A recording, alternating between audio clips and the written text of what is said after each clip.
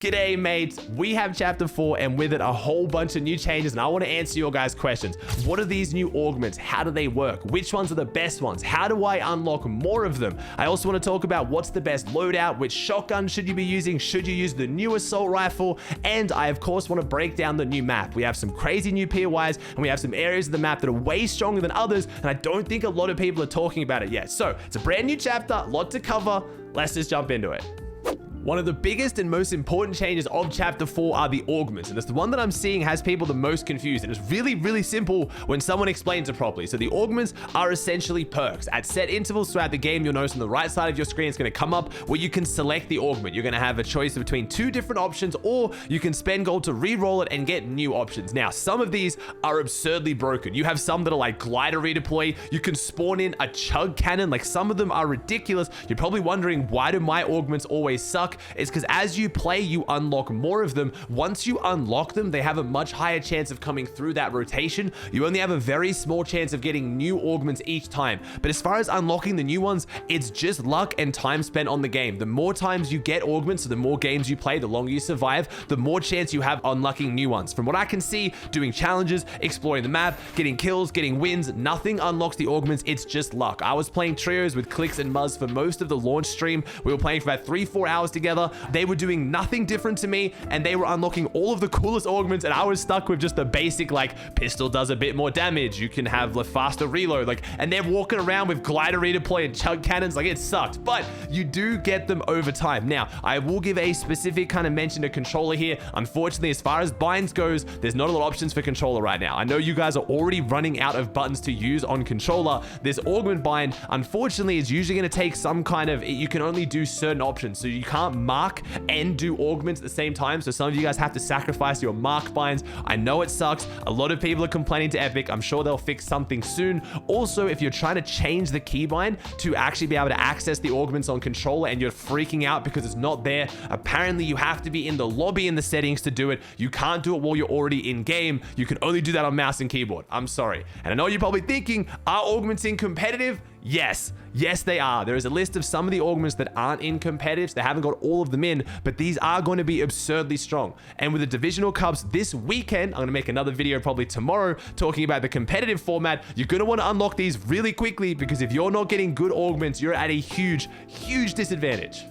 Now, arguably the biggest factor with whether it's a good season, a good chapter, or a bad one, the weapons. And let's of course kick off with the shotguns. We have the Thunder Shotgun, a pump action shotgun that deals high damage and shoots 2 rounds at a time. Just as thunder tears through the sky, this shotgun tears through skirmishes and shotgun shells. Man, that makes it sound like you're about to have the OG spaz, like pull that out, 200 damage to the dome. It's interesting. It does 195 at max rarity, at max damage, and I know that sounds pretty good, especially those of you guys who like big pump shots. It's not quite a one pump. It doesn't have that bailout characteristic. You're gonna have to at least hit them with some follow-up damage if they're full health, full shield. But I don't know if it's just because I was 24 hours deep into the stream. I did a 24-hour stream for the new chapter. You guys shot up big. I love you guys for that. Thank you. But I maybe wasn't playing the best, but I swear, if you hit max with this thing consistently, you are booger. Like, start competing right now. If you're not already, you could win the next World Cup. I cannot hit max damage with this gun to save my life. I think it's a combination of basically having the barrel of the gun in their face and having to ADS at the same time, because it does have quite a wide pellet spread. When you do hit those shots, though, they do hit quite hard. My initial thoughts, and I think a lot of people agree on this, I would like to see this gun buffed a little bit. I don't, you guys know me. I'm not a pump fanboy saying that one pump should be back. If we don't have pumps, the game is terrible. I just think for a pump shotgun, it hits a bit weak. Or if not the damage, I think it needs to be made to be a bit more smoother. The pull out and first shot animation on the Thunder Shotgun is quite clunky. It is quite slow to get off that first edit shot, especially if you're versing skillful players and you're trying to go for some piece control. If you want it to feel like that pump shotgun, it should feel smooth to use between edits and buildings. Just my thoughts. Then we have the Maven Auto Shotgun, an automatic fast-firing shotgun with moderate damage and range. A true Maven, however, will know how to make the most of it. Now, this is just your tac shotgun. This one I'm finding really, I don't know, it's hard to explain.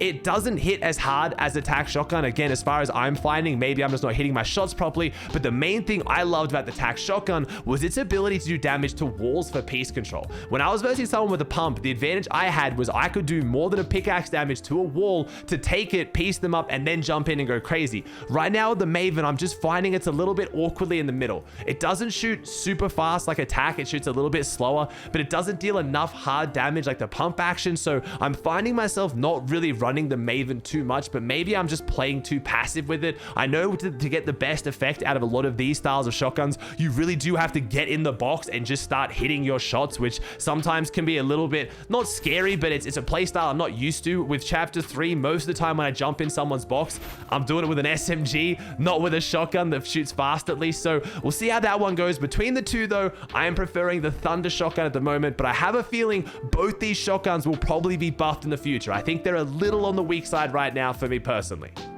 I know you're probably thinking, oh, Aussie, weak shotguns, that means we got an SMG meta. Oh my god, I'm quitting Fortnite L season. Calm down. The SMGs, in my opinion, aren't too much better.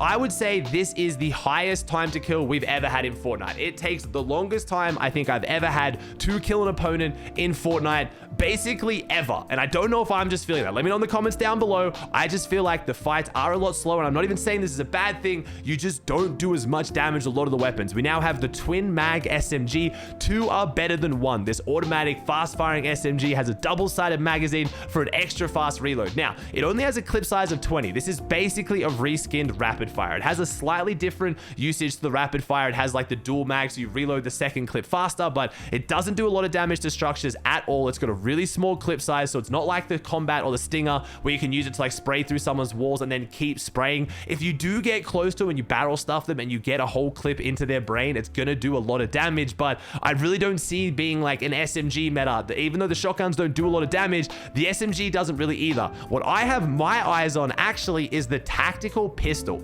Don't count this one out. This automatic powerful sidearm can lay down serious firepower from its small frame. Now, the tac pistol at blue rarity and above does 50 damage or more for headshots. That's 4 shots to kill someone. It shoots over 7 bullets per second, and it's automatic.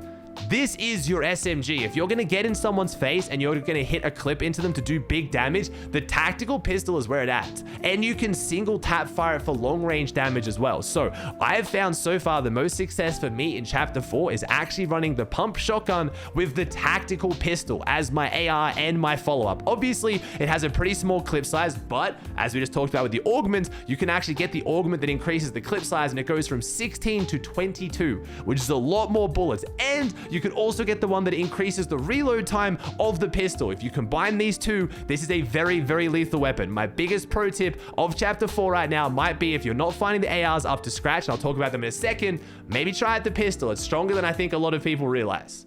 Now, we have the 2 ARs, one being old, an absolute classic. We have the regular AR or the SCAR now because it comes in every rarity. It feels really weird to hold a gray SCAR. And we have the red eye assault rifle. Now, the SCAR is not the SCAR you're used to. They have 100% changed this weapon. At range especially, the bloom on it just does not feel like the old SCAR. I know this. I could be 100 hours straight in a stream on 0 sleep. This is not the SCAR I'm used to. It doesn't hit the same. It just doesn't do as much damage, and I can't hit as consistent shots. Again, let me know in the comments down below. I'm almost positive it's not just me who's feeling this. I feel like they have reworked the SCAR, and it's not just because of the rarity. Obviously, I'm not expecting a gray SCAR to feel as good as the old gold SCAR, but even when I get a gold SCAR, it just doesn't feel like it hits the same. And I'm not really too sure, but even having said that, the SCAR currently is my AR of choice because the new AR, the red eye assault rifle, an automatic assault rifle with a custom red dot sight for improved accuracy, made for a focused wielder. This assault rifle has a controlled fire rate. It is essentially an infantry rifle with a scope, and it hits really hard and is really satisfying. And I'm not saying don't use this AR.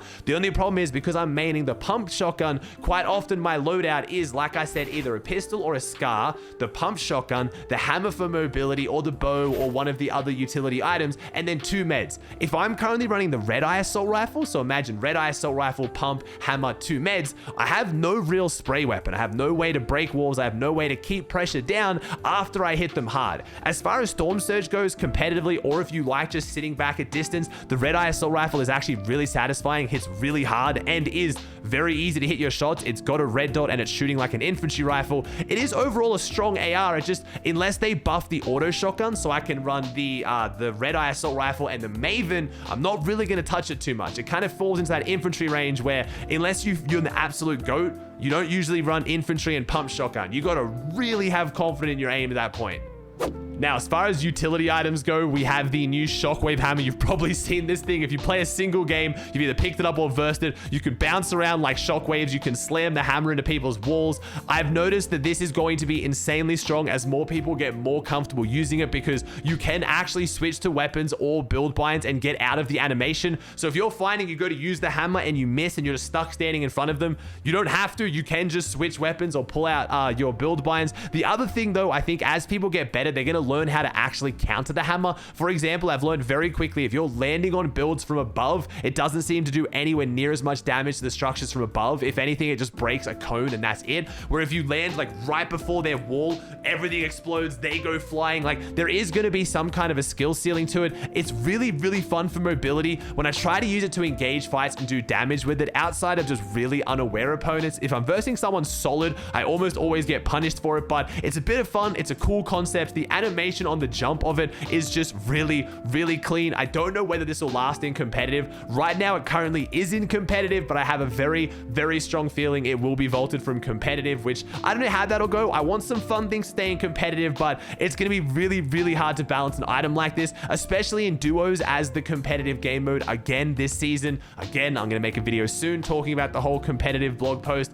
It's not really a duo mobility item. It's even worse to try to rotate as a team than regular shockwaves. And that's saying a lot. Do you guys remember all the weird box setups we'd have to use to try to make shockwaves work for a duo? So it's a fun item. We'll see how it goes. We also have the Excalibur rifle. This is literally a sword gun. It's a gun that shoots swords. Currently, right now, in my opinion, it's a little bit weak. It does a lot of headshot damage, and then it does have an explosive shot. So if you hit someone in the head with it, you can do over 200 damage. But I think right now the bullet travel time, or the sword travel time, I guess you could say, is a little bit slow. Like, I'm pretty decent with a sniper, but I feel like this thing is really hard to consistently hit shots unless you're versing someone who's pretty terrible or they're standing still. It does do a fair bit of structure damage though. So when I'm in the middle of a fight and someone is shooting these swords at me from Narnia, just blowing up my builds over and over again, it can be quite frustrating. But again, I have a feeling it might be nerfed from competitive. Maybe they'll keep it in as like a sniper replacement, but it'll be interesting to see. Now, the last utility item I want to talk about, we do have some, like, you know, we have throwable launch pads, we have impulse grenades coming back, but the main one I want to talk about is one that was leaked heavily in all of the trailer videos, all the cinematics, but it's not in the game. It's this like portable shield thing. If you ever played Overwatch, it looks like Reinhardt's shield. We saw a clip of a player running with it in front of them like cover for a shield, and then you can also deploy it and seems to leave it behind. This is pretty much just straight out of Overwatch right now. It's like a Reinhardt or a Orisa shield. It's really, really cool, and I want to see where it is, because especially in no builds, I think this would be a fantastic addition to no builds. Next up, no surprise here, the next most important thing for a season or a chapter is the map, and we got a brand new one. Actually, way more new than what a lot of people are expecting. With a lot of the leaks, a lot of the audio files, we had a lot of specific POIs being mentioned returning to the island, and we have none of them. It's a beautiful looking map. The new graphics are insane. I much prefer the current colors. They're way less washed out. They're making me think more of like chapter 1 vibes when the game just felt vibrant and beautiful. Now, a lot of people are saying it's a smaller map, a much smaller map, and it is slightly smaller. I actually had one of my mods Merits make this, where they overlaid the chapter 4 map over the chapter 3 map, and as you can see in the bottom right, you are missing that kind of area of Jones's, Condo, and over on the left. So it is, you know, a decent amount smaller. That's like a room for 2 or 3 POIs, so it's a decent deal, but I don't think it's as small as what a lot of people think, and especially when you mention the fact that the chapter 4 map currently has 10 named POIs. 10. That's not a lot. This is one of the lowest amount of loots we've ever seen on a map. And I'm not saying that's a good or a bad thing. It's going to be a bit iffy for competitive, especially when it comes to trying to fit 50 duos on a set lobby map. But as far as it goes for pubs and arena and other levels of competitive, it could condense the fighting into these less POIs. So I think people might actually like a map with less POIs. There's still quite a fair few split drops around and a fair few drops you can do without named POIs. It's not just there's the named POIs and nothing in between, but there is a lot more blank space space as far as loot than what we've seen on a map in quite a while. Like, you compare this to the Chapter 2 Season 8 map. Do you remember when there was just loot everywhere? I swear there was like 40 POIs worth of loot technically on this map. So we haven't got the exact chest count just yet, but if you feel like there's not a lot of POIs, there isn't. But I think they're going to add more. Like I said, we saw in the leaks, we saw in the trailers that there was like Steamy Stacks is coming back. We have a lot of POIs confirmed, and I feel like as the storyline progresses, a lot of these POIs are going to be added to the map in some of these gaps. Some of these gaps will having a lot of terrain, a lot of trees, and a lot of cover for no builds. We did have that theory this map was created with no builds in mind. I definitely agree with that theory. Now, there is a lot of area for where major POIs could be added in. As far as the POIs they do actually have, they look really cool. They're very fun. The biomes are very significantly different, which is a major thing I was asking for. I do have the issue of a lot of the buildings having those no build zones. It's always been a personal pet peeve of mine when I'm in a building and I try to build a wall and there's like some weird frame and then I get killed. It's frustrating, but I guess it's just drop spot knowledge. As I learn the drops more, I'll get to know it better. My initial take on the map so far is it looks beautiful. It's fun to play in as far as like pubs and arena goes. I am scared to see how the first tournament goes, especially set lobbies. We need some more POIs. We need some more loot, or we're going to have to shift how our focus is in competitive and stop expecting to have super stacked end games with Surge and instead look to watch a lot more spawn fights, which I know a lot of people when it comes to watching and playing competitive wishes there was more storm fighting. A lot of people think the early and mid game, because there's so many POIs and so many pros split their drops, is quite boring. Now these pros will be forced to fight for it, and the main commodity I think they're going to be forced to fight for is actually metal.